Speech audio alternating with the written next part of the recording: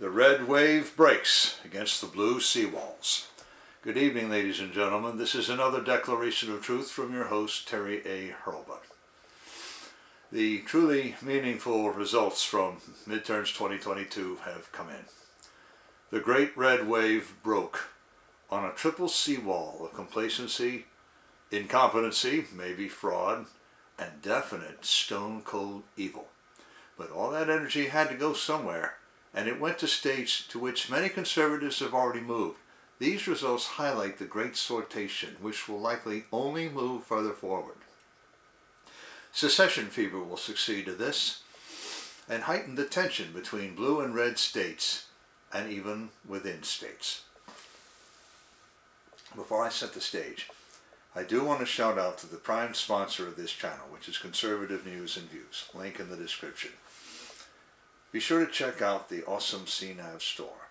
Scroll down near the bottom for that link. Lots of good merchandise there, especially this t-shirt that I have chosen for today, which reads, "Freedom isn't free." Neither are the values that define a civilization. One more thing. If you like what you are about to hear, you can like this video. You can also click the bell icon to get a notice every time I come out with a new one. In fact, do you see the new icon, the heart shape with the US dollar sign in it? That's the super thanks icon. If you really want to keep these videos coming, click on that and leave me a tip. Any currency will do, so long as it's legal tender. Results come from Politico.com, whose pages climbed to the top of a Brave.com engine search. Yes, I said Brave search. Listen to me carefully. Google is not a verb. Anyway, Florida and Georgia show the most striking victories for Republicans. Governor Ron DeSantis and Senator Marco Rubio won re-election handily. In fact, more handily than ever before. Little Havana revolted against the Castro-light regime of Miami and Dade County and delivered their votes to both incumbents. And more than that, Florida's residents embraced DeSantis, though they had only cautiously given him a try 4 years ago. Florida has always received the country's retirees, and until now had been a swing state. No longer. Florida has received refugees, apologies to Dr. Steve Turley for that aphorism, and these move-ins allied with Little Havana to carry the day. Georgia brought in mixed results. Brian Kemp won an outright majority of 53.5% of the vote. Even Stacey Abrams had to concede. Yes, Stacey Abrams. Herschel Walker will go in a runoff with incumbent Senator Raphael Warnock. Libertarian Chase Oliver with 2.1% is the spoiler. But Georgia being a runoff state, Walker has 27 days beginning today to pick up his votes and the race. Alaska also will have mixed results, but with its ranked choice voting system, those will take longer. Mary Peltola, who won the special election this summer, has a commanding lead. Sarah Palin and Nick Begich are nearly tied. Recall that in that special election, Nick Begich's voters voted for Peltola as their second choice. Nick Begich is a skin of the Begiches, a democratic dynasty in Alaska. Dynastic politics reigned supreme there, and Begich's voters were always Begich family retainers first, and and Democrats second. Vote for a Republican as second choice if Begich loses? Not a chance. If even 12% of Nick Begich's voters rank Peltola second, Peltola wins. Kelly Tshibaka managed to finish first in the Senate race, but Lisa Murkowski finished a close second. Democrat Patricia Chesbrough finished with 9.5% of the vote. Result? She'll fall out, and her votes, and not those of Lisa Murkowski, will redistribute to their second and third choices. They are not going to rank Kelly Tshibaka second. Their votes either break for Lisa Murkowski, or if they are really spiteful, exhaust and drop out of the count. The only candidate who can save Kelly Chewbacca is Buzz Kelly, who garnered 3% last time I checked. In fact, he quit the race and endorsed Chewbacca, but left his name on the ballot. But if present trends hold, Lisa Murkowski is too close. And with Pat Chesbro's votes redistributing to her, she wins, absent near total exhaustion. Arizona remains too close to call at 9:17 a.m. Eastern Time, according to a Brave search. Currently, Republicans lead in only 2 down-ticket statewide races. These are State Treasurer and Superintendent of Public Instruction. Democrats bid fair to sweep the governorship, the Senate race, the Sec-State race, and the Attorney General's race. The key reason for that lies with the Maricopa County Board of Elections. They must be the least competent or most corrupt Board of Elections in the country. I am a paid officer of election. I won't tell you the jurisdiction, except that it lies in Virginia, where I have now worked 2 elections. 3 if I count another jurisdiction from which I recently moved. And I cannot imagine the disgusting debacle that seems to have taken place. According to Creative Destruction Media, 20% of the scanner tabulators in Maricopa County precincts did not work properly. They either did not run at all or else could not scan many ballots. The precinct chiefs involved seem to have advised voters to spoil their ballots and then go vote in another precinct that had a working scanner tabulator. But here the communication broke down. Either those chiefs didn't tell the county board what they were going to do, or the county board didn't pass that on. So several voters show up to vote in the wrong precinct. Naturally, those chiefs either sent those voters back where they came from or ordered them to cast provisional ballots. Now, that's what my chief would have done, and that would have been entirely appropriate. With this qualification, if it kept happening, my chief would have called our unit election registrar and would have gotten some action. And he would never try to operate a precinct with non-functioning equipment. If the scanner had broken down, he would have called. And our registrar makes sure those scanners work. The complaints of the campaigns of Carrie Lake and Blake Masters and the Republican National Committee have sued the Maricopa County Elections Board. They allege deliberate sabotage and a conspiracy to deprive residents of Maricopa County of their vote. They then asked a judge to extend voting hours by 3 hours, and the judge said no. Kyle Cheney, legal affairs reporter for Politico.com, covered the debacle on Twitter. I have a link in the description to the first tweet at the top of the thread. Quote, happening now. An emergency hearing in Maricopa County about claims of voting tabulator issues.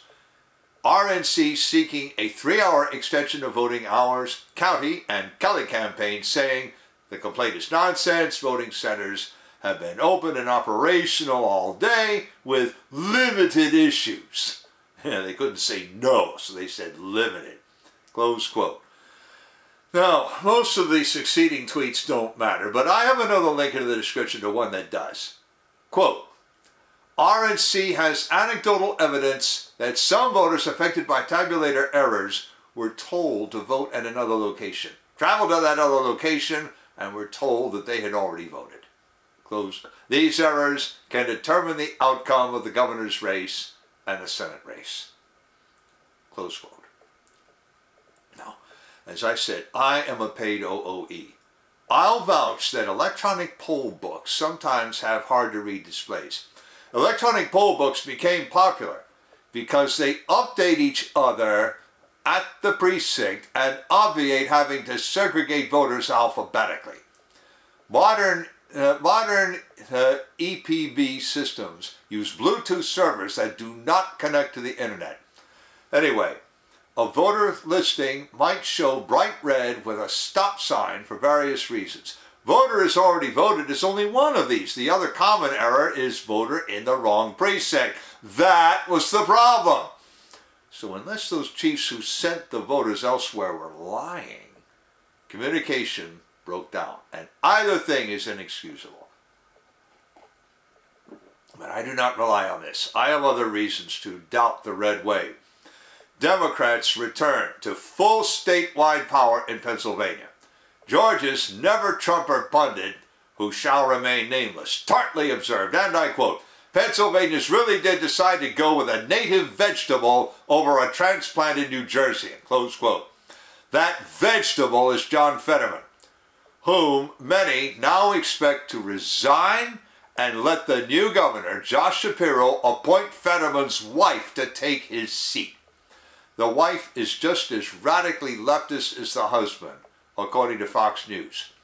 Fetterman might also have benefited from an OOE actually electioneering for the Democrats. I have a link in the description to a tweet by Jenna Ellis embedding some Project Veritas video. Wrap your mind around this. The officer of election tells someone, vote Democratic. And just a second, let's have some Democratic Party information. If anyone ever pulled a stunt like that in our precinct, well, such things do not happen. Not in our jurisdiction, they don't.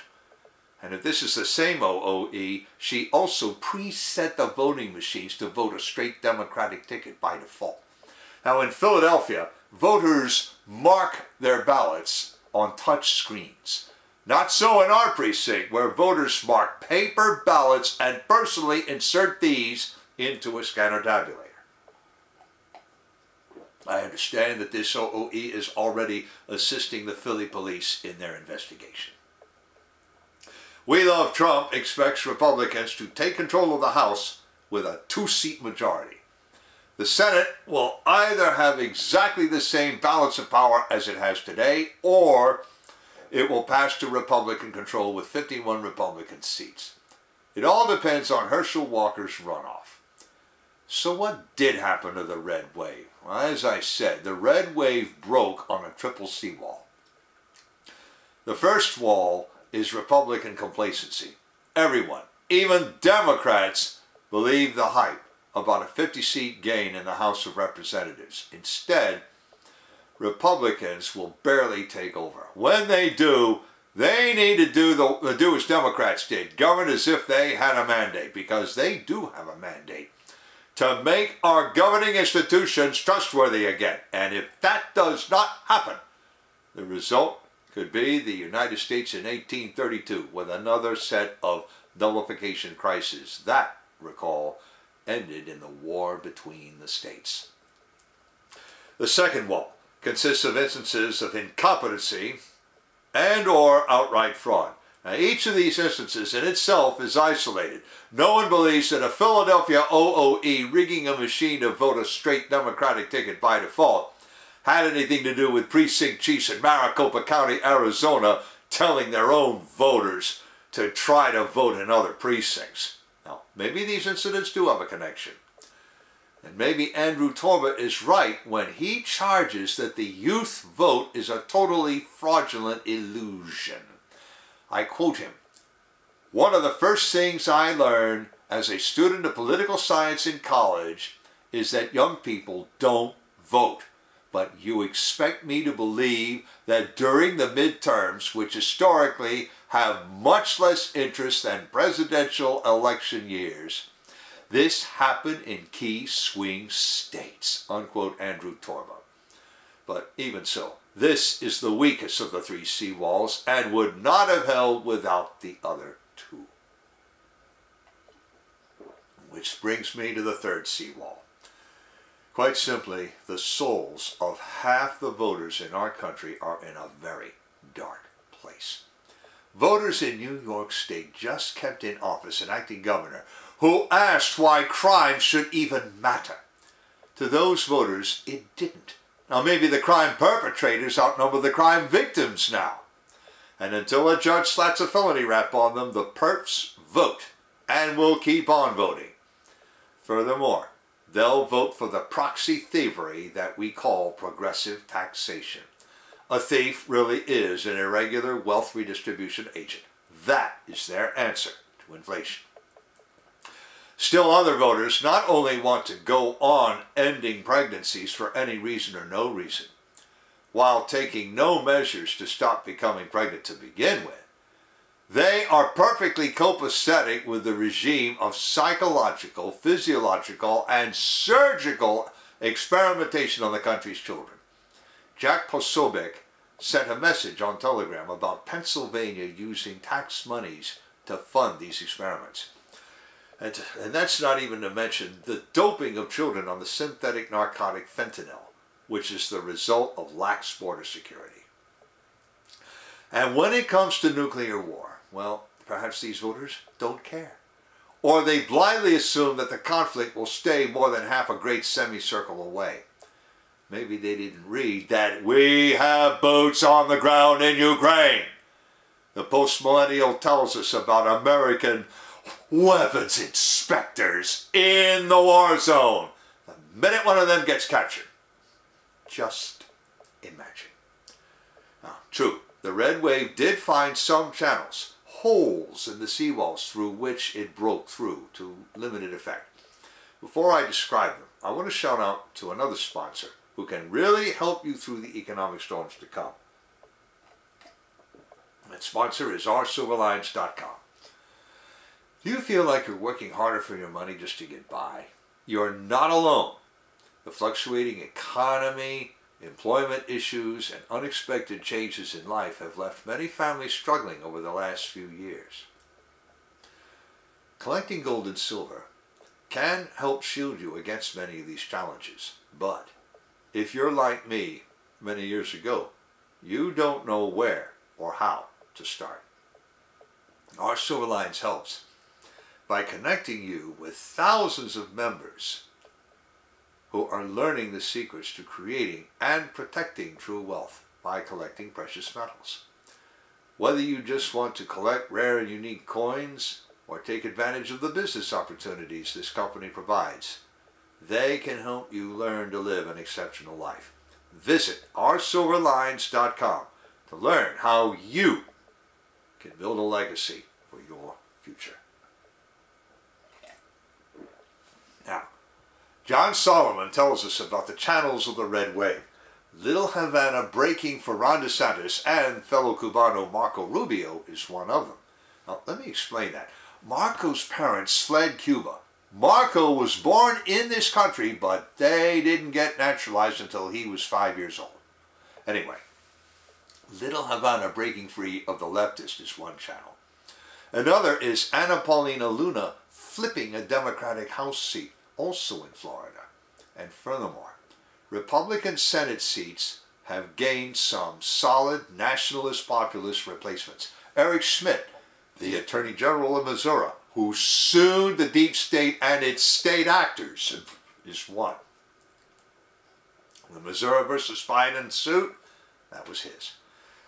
He now replaces the semi-rhino Roy Blunt. But the recriminations have already begun.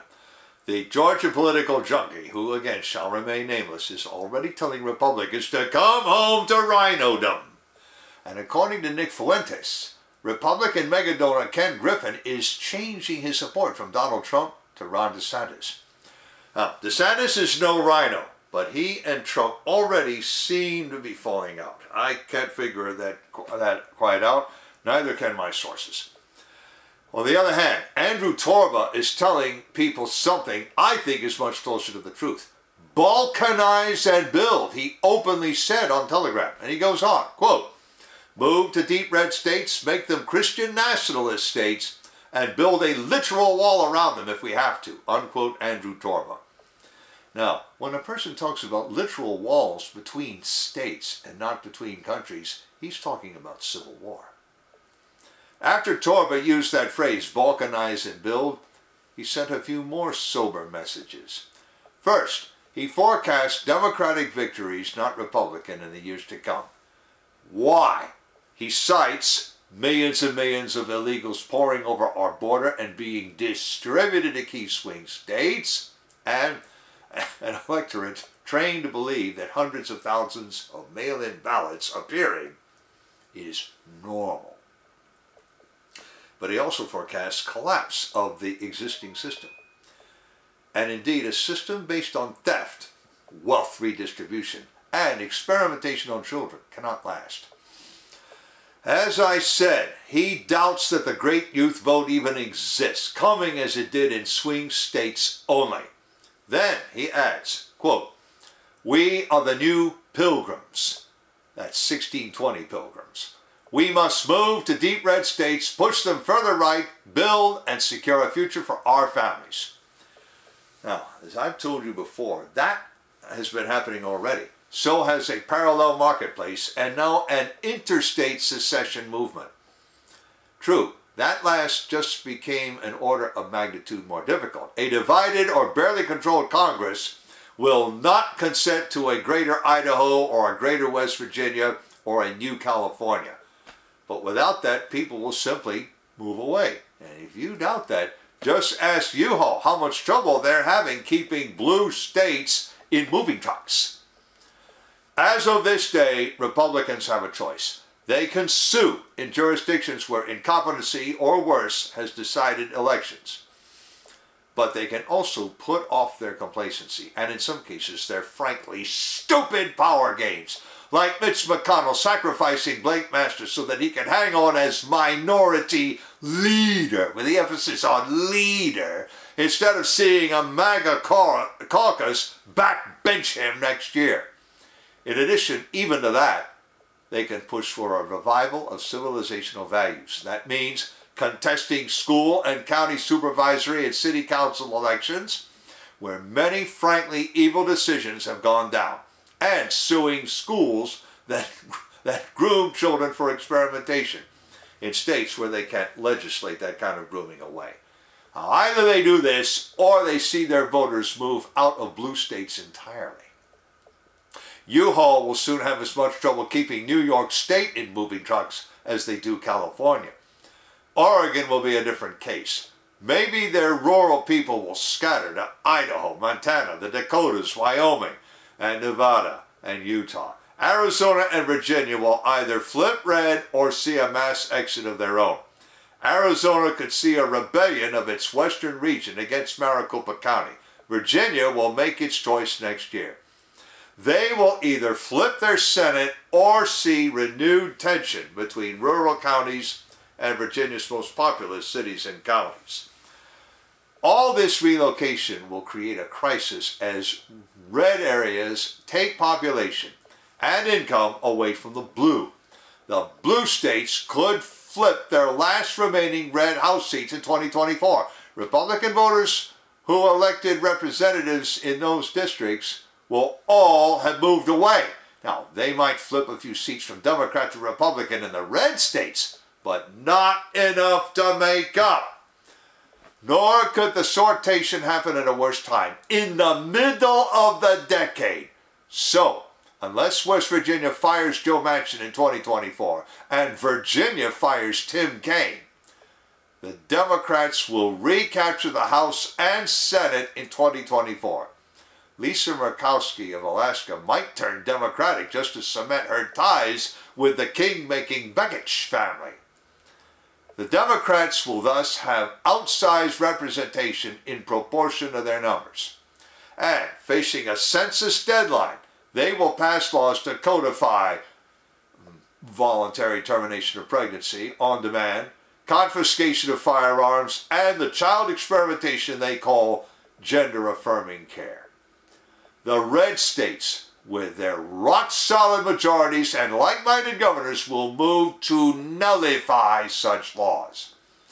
That will set up a repeat of the nullification crisis of 1832. Worse yet, the blue states will all go into debt crises, like the one now affecting California. California owes billions of dollars it cannot pay back.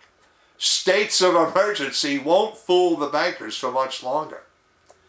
And what goes in California will go in Oregon, Washington State, Minnesota, Michigan, Illinois, New York State, New Jersey, Pennsylvania, Maryland, Colorado, Massachusetts, Connecticut, Rhode Island, on and on and on. And now we see the pathway to a second war between the states. the Texas nationalist movement will press again for its Texit referendum. In 2 more election cycles, Texas refugees will vote out more Texas legislators who chub the Texas referendum. Now in Texas talk, to chub means to filibuster. The bill will pass. The referendum will go on the ballot, and it too will pass. And while the Texit Study Committee is holding hearings, Senator Dianne Feinstein of California will introduce a bill to confiscate the surplus wealth of red states or differentially tax their residents in order to provide debt relief for the blue states. She is only one blue state senator who might be crazy enough to introduce such a measure. Oh, they'll couch it as tax forgiveness if you live in a blue state. But that won't fool anybody. More to the point, it will pass. And President Joe Biden or Kamala Harris or Susan Rice will sign it. The red states will sue, claiming a violation of Article 1, Section 9, Clauses 4 through 6. Chief Justice Roberts will join with Justices Jackson, Kagan, and Sotomayor to rule against the red states. Justice Brett Kavanaugh will then have the choice to save the country or not. And maybe another rhetoric-crazed assassin will attack Kavanaugh and this time succeed. Result?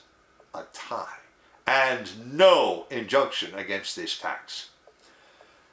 The last time confiscatory taxation of lower-level governments became a country's policy was 1767.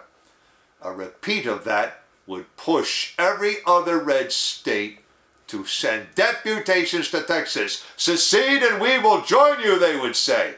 One need only imagine what would happen next. So which is it to be? Will the Republicans use every method, legislative and legal, to stop this progress? Will they seek to warn their fellow citizens that they are going down the wrong road? For make no mistake, the Democrats are going down the wrong road. Theft is wrong. Experimentation on children is wrong. Voluntary termination of pregnancy is wrong. Confiscation of firearms is wrong. Just as and for the same reason that slavery is wrong. I shouldn't have to say any of that, but someone must. Republicans have complacently refrained from saying it, except for a few stalwart officials who have not only said it, but acted upon it. You saw how that paid dividends for a certain governor in Florida, and the senator who grabbed his coattails and held on for all it was worth. But the blue states have reached the tipping point. Conservatives have moved away, and rank-and-file leftists gloat good riddance, which will push even more conservatives to move away. The national divide will become geographical as well as ideological.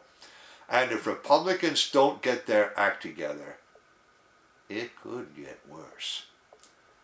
Link in the description of the article, to Kyle Cheney's key tweets, to Jenna Ellis' tweet capturing an OOE in the act of electioneering, to my Declarations of Truth Twitter account, and to Conservative News and Views. I've also left links to the awesome CNAV Store and to OurSilverLines.com, as I also mentioned. You know already about how to like a video, turn on notifications, and leave a tip.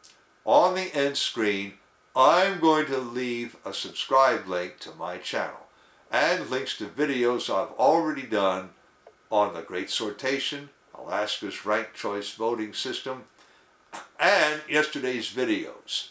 The video I did before the election. This is Terry A. Hurlbut delivering another declaration of truth and reminding you to let the truth set you free.